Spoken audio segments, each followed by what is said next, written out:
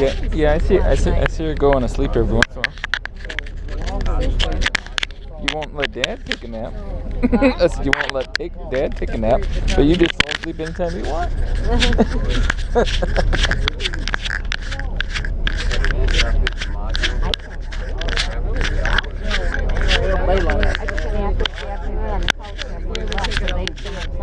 I knew all night I wasn't tired. And I went to bed and I stayed there for like an hour and a half. I finally got up and took a Xanax. By then it takes another half hour, then 3 o'clock, and I finally went to sleep. A couple hours. I got up at 5:30. I stayed in bed till 6. And they were giving me the hard time. Be out the door. Stand up.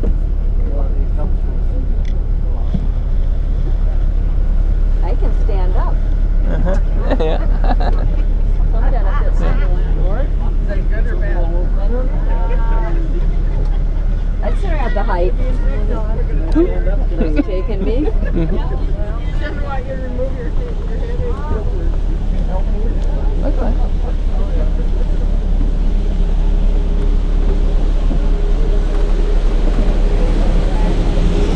A lot of dirt.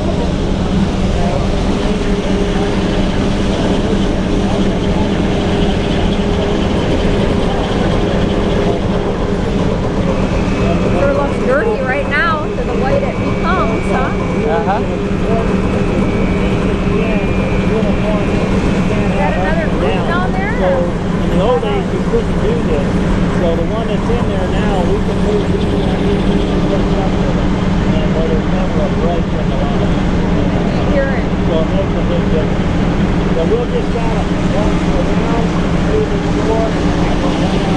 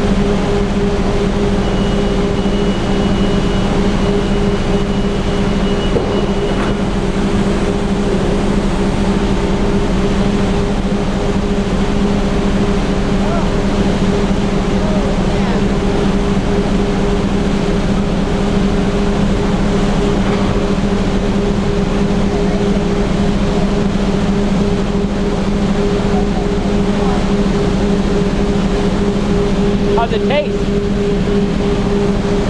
The cotton candy?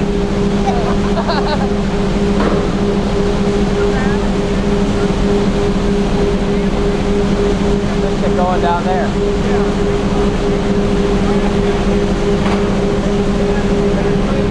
The lint from the seed. So the seeds go down the bottom and outside, the lint goes in the bale. And then we're done. Yeah. And then at the spinning mill, they start making the thread, they'll get all the final little scratch out and make thread out of it, or yarn. It actually came from the word instant. The guy called it an instant, Eli Whitney. So later got turned to skin.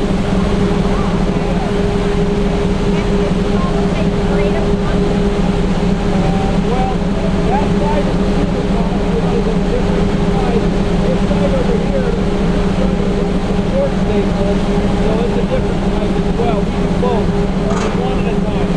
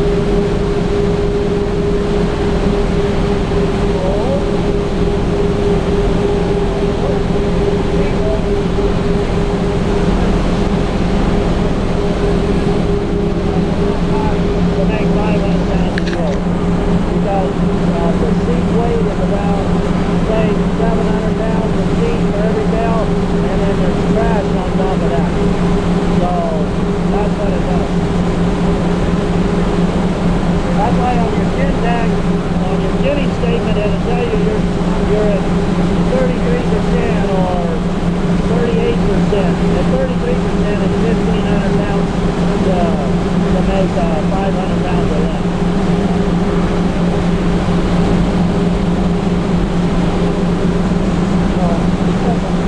When the process is going, it puts out how many bales.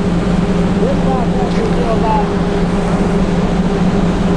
8 bales an hour, something like that. Maybe 10 if everything is right. And the other side will do down near 40 bales an hour. So you see the other side. This side, the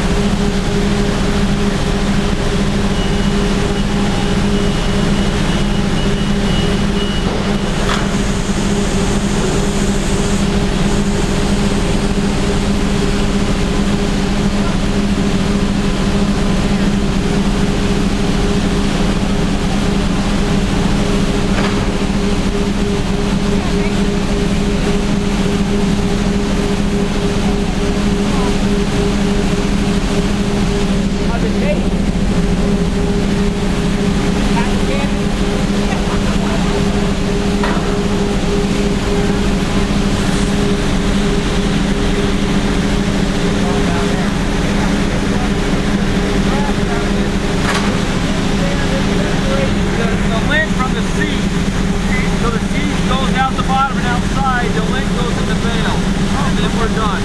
That's the end.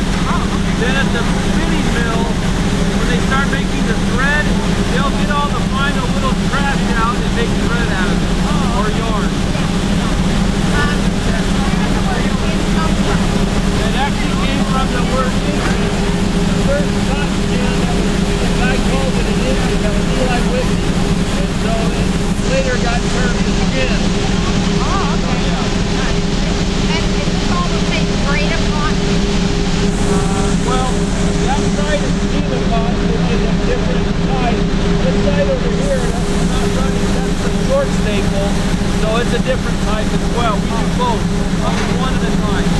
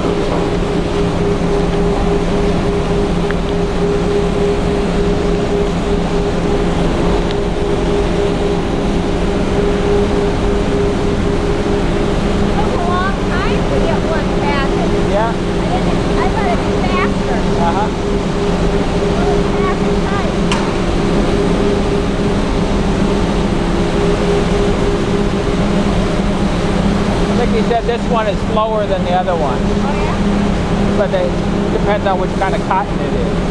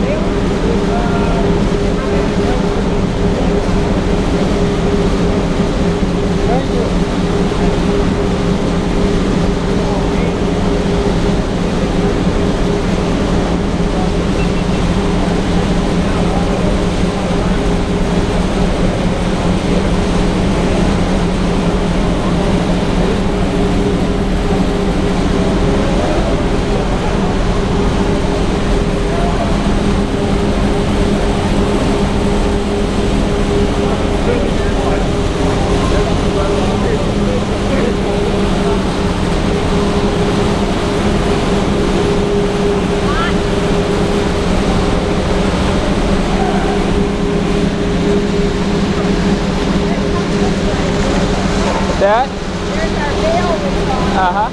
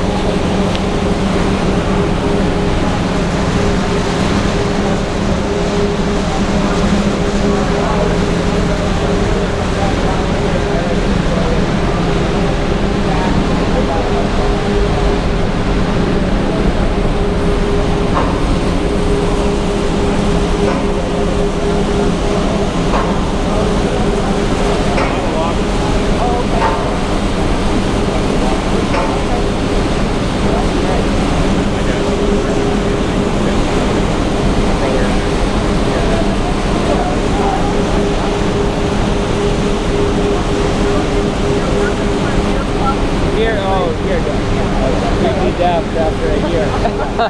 No, it's loud, and that ain't even, it's even louder when we run together. No, they're all giving us, we give it to everybody. It's their show. No, you have to. You'd literally be done if you wouldn't ever.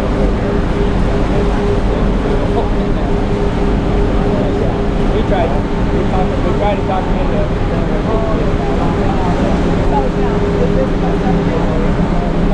In the summertime when we're really busy, like October, November, they'll, 24 hours a day, 7 days a week. And then, but it's a short period, it's 3 months, but real heavy going. And then, like right now, we're working 5-6 days a week and 12-hour shifts. So it's not. Yeah, sometimes it's less. But another crew has to come in and clean up where they get ready for the next shift. As many of you we can. Truck drivers we can, because obviously it's 3 months we have nothing. A lot of the guys actually come and drive a semi-truck for us and haul whatever. We haul hay and grain and things all over the place. So a lot of them can go and get a job fairly easy. Some don't. They like working that short little period. Some of them are retired and they enjoy it. Now this here, what college school? Probably kind of. They're the only people that make clothes really anymore, you know? I hate to say it, but in all reality, yeah. Where we sell it to? From here, my brother will come and load it on a truck and take it to me. There's a few stores that go to truck. And they'll keep it there until we sell it. And then once we sell it, it goes back on a truck. It goes to Newport Beach or Long Beach for the big, they'll make the changes ours. We'll load them on single ships, and basically, in all honesty, it's like 75% of the time. So what is one of those weigh? 500 pounds. So we turn one of those into 3.5 of those.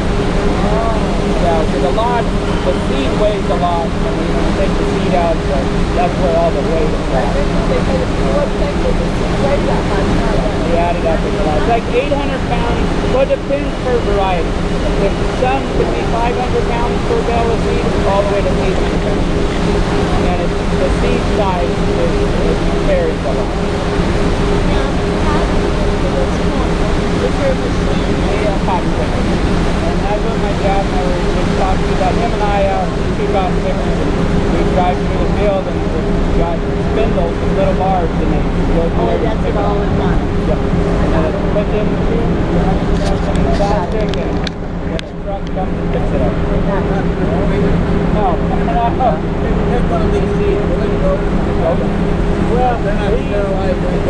but the germ gets better. If it was a year-old seed, if we were to plant it, we're going to start planting actually in February or March. They'll have some seeds in last year. It has some germ.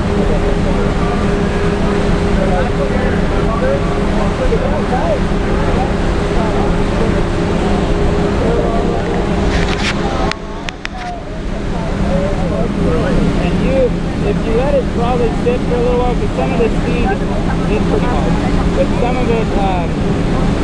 I don't know how to explain it, but with a little bit of time, normally it would probably have a better growth. I like, oh yeah, you want that. That's what it's going to be.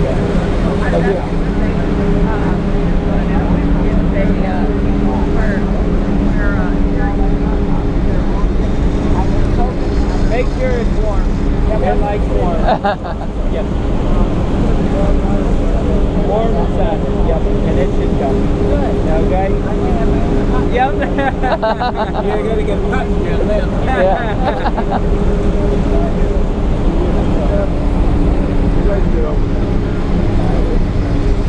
Coming out of that. Replant. Replant. Yeah. Not. I mean, it'll go to a place and they'll clean it up more, and sometimes they'll put coatings on it and treatments on it for bugs and things like that. But they'll replant and make cotton. That's what we call black seed. Black seed is Yuma seed. The other seed wouldn't look like that at all. It would almost look more of a whitish color. The Pima cotton's softer. Pima's you go real nice soft one. Yes. That's why it costs more. It's all by when you pull it, the strength and the distance that you can pull it before it pulls apart. And Pima's the best. In Arizona, California, California's a big one in the San Joaquin Valley. We grow a little bit here. My dad does, and one other guy, but really not very many people grow Pima. Not very many gins are still operating to be even capable of doing Pima. If somebody grew cotton in Phoenix and it was Pima, they'd have to bring it here. And that's where this cotton's coming from. It's coming up from the Phoenix area. and to make Pima cotton, you have to have a special gin. You have to have a special gin to get the seed out. You have to have a saw gin, and it's just a different way of going about it, taking the seed out. Nothing about growing it. No, it's about ginning it. Pima. The problem with Pima is you could have the most pretty crop you ever seen in your life. Oh, I got 3 bale cotton. You'll get a bale and a half. It's just you never know. So that's why probably 80% of our cotton is short staple. We know what we're going to get, unless it's just a crazy year and something terrible happens. But for the most part, we know we're going to average 3 bale. And that's probably on our low end average. We could get up to 4 bale. So when you price it back with an average of 2 bale Pima, that half the price becomes just as good as Pima, and we have a guarantee. No, but my question was, it's the ginning process that makes the Pima, or the growing process? The growing process. It's actually just better quality cotton as you grow it. Okay. It's just a variety of cotton. Sorry about that, but yeah, that's what it is. All this, you have to have a different type gin just to take the seed out of Pima. Okay. Because it pulls and pulls, okay. Not unlike the other ones. Yeah. Very good. So what is another type of cotton that is the Pima? What they have we don't grow it here, but they have what they call what is it called? You have to ask my dad. Well, I've never grown it. Back a long time ago, it was a mixture of Pima and short staple. That somebody did whatever they do, genetics, and got it to that. But it's not the quality, and so we just grow one or the other. But there are certain places that they can do that. Very good. Okay. All right. Thank you. Yeah. Have a good rest of the day. We will. Okay. Thanks a lot. All right. Good to meet you. You too. Yeah. Okay.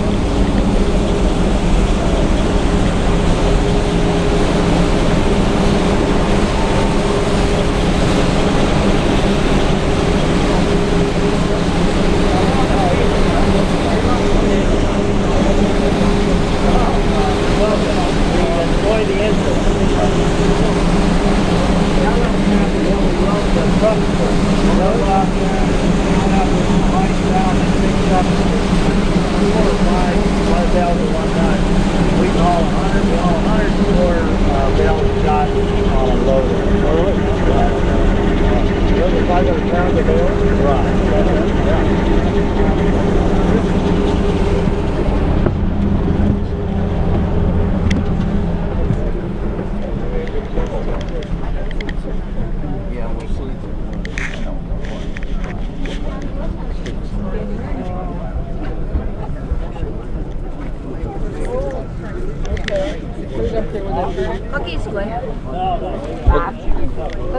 good. From where?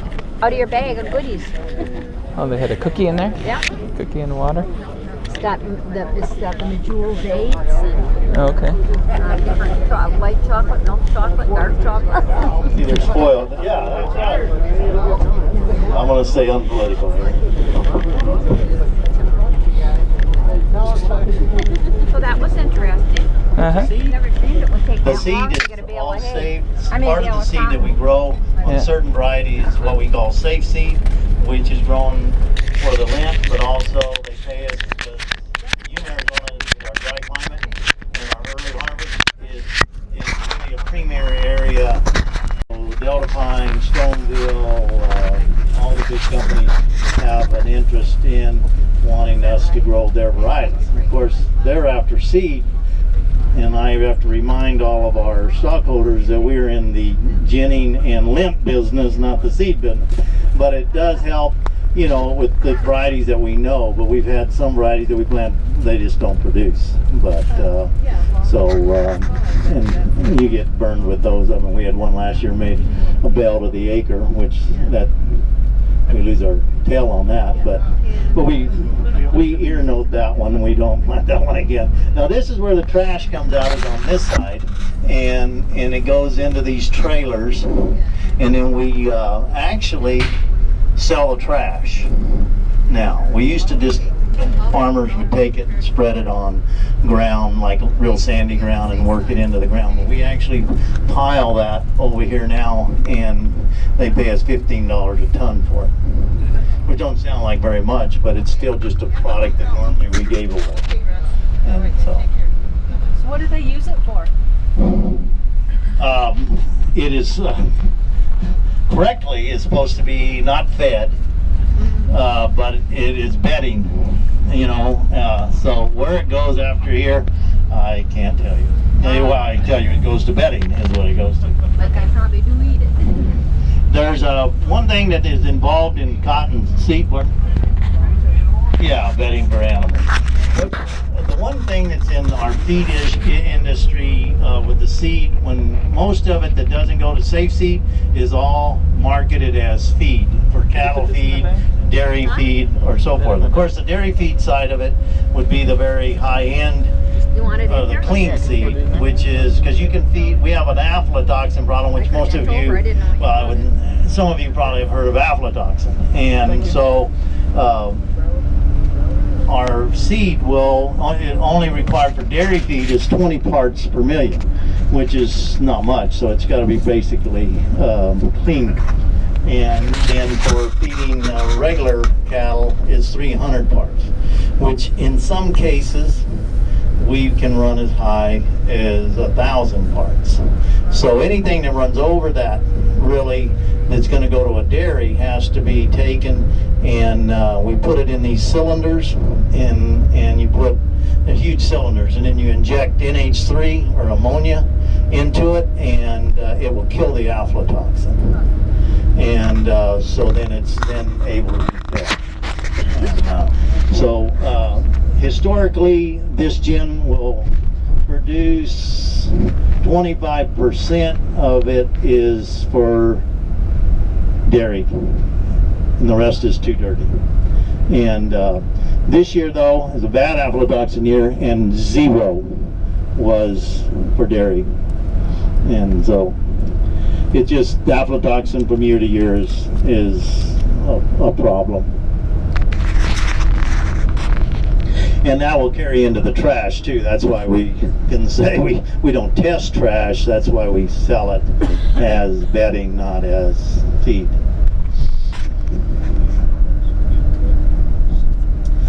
There's not an oil plant left in the state of Arizona.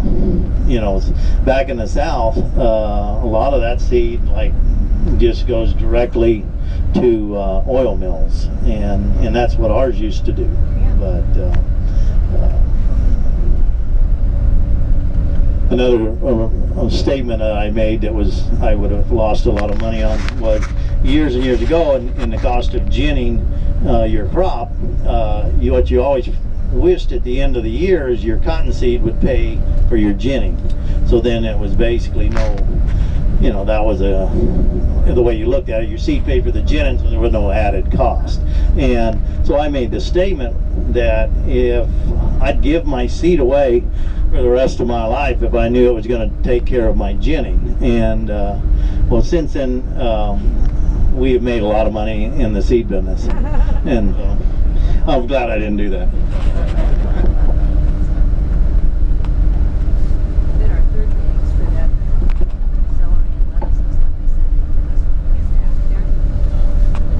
See, there's some wheat here that was planted after some of the very earliest stuff, so you actually have some wheat here that was planted in December that's already up.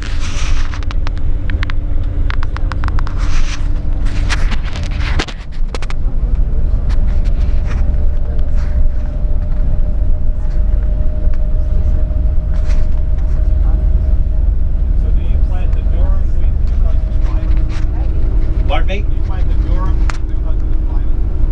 No, we used to grow a lot of all red wheat, but then when the durum came in, it was kind of a high-end wheat that we made more money. But historically, the yields on the durums aren't as good as our red wheats. But it's just kind of, no one grows any red wheats here anymore. It's all durum. We were selling durum wheat for $400 a ton 3 years ago, and in that 380, 360 range, and all the contracts this year are at 270.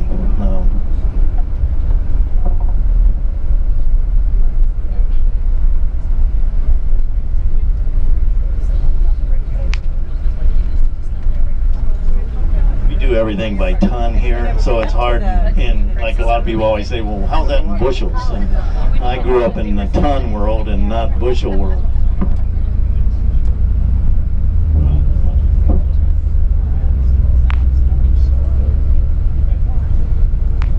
Oh, is that right?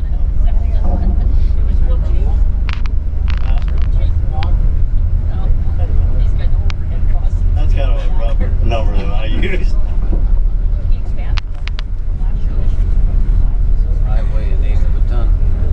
See, these crops that they plant here, like on these long beds here, this is probably spinach. And when you plant it kind of toward this time of the year, and they'll plant spinach probably for even almost another month here. And the warmer it gets, it can be only a 30-day crop for that baby spinach to come through. And that's all machine harvested with these little saw machines, and they can cover a lot of ground.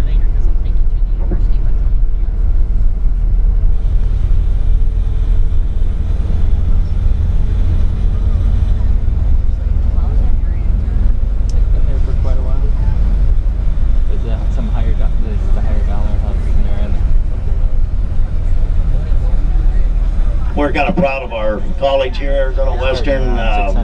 You know, they've become a 4-year affiliation with actually with NAU a few years ago, or quite a few years ago, and then the U of A has stepped up, and you can get also, actually you can get the contract, or you can get a U of A bachelor's degree here now. And the other thing is, from the experimental farm where we were actually down there this morning,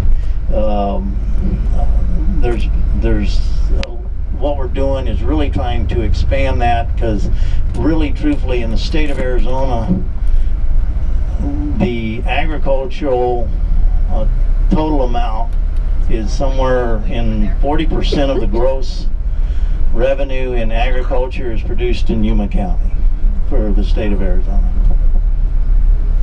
So we're really trying to expand some of that there, and to move, you know, moving forward into building a program with the U of A here in Yuma.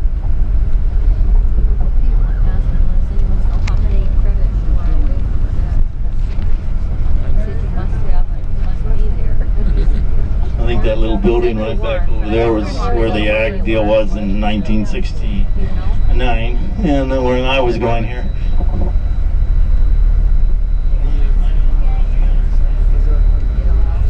Depends on what time you agree.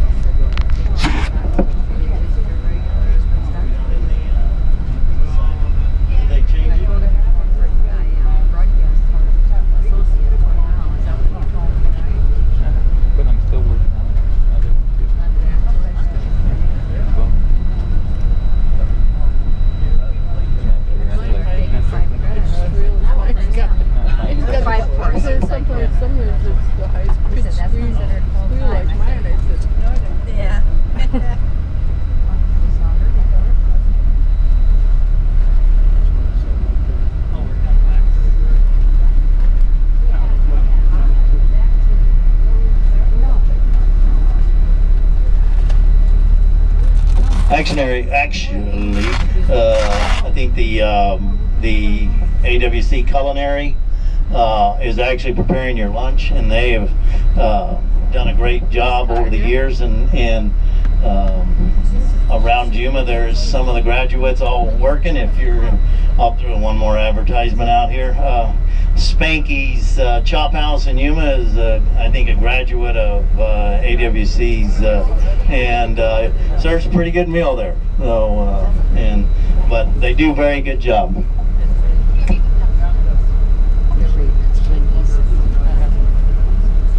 fact, a friend, he owned a different place that was really good. Then I think they moved, and then there, but it's got all its results. He's not always cooking. Very much for all your interest and participating in this. Hope to see you again next year. And I'm hoping to stay and eat lunch with you. They don't run me off. So anyway, no, it really means a lot to us to see the interest in everything and everybody and enjoying the tour. So, so thank you again. Police here, they can't get by us.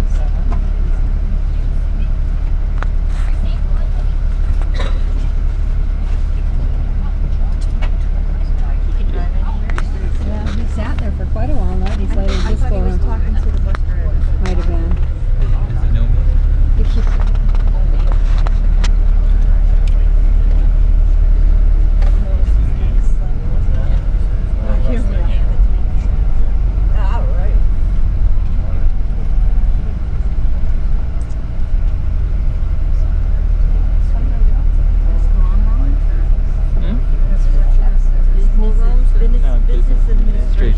The dorms are on the opposite side. That's where Rob's going. No, Not.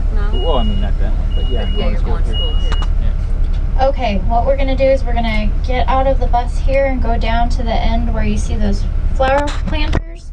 There are some picnic tables set up over there. If you need to use the restroom, we'll go in the doors. I'll guide you as we get off the bus as to where to go. When you come out of the restroom, if you want to get some water or iced tea or something, you're welcome to do so. But before we eat, we'll have you sit down so that we can talk to you a little bit about the culinary students and what they do. And then we'll dismiss you for lunch.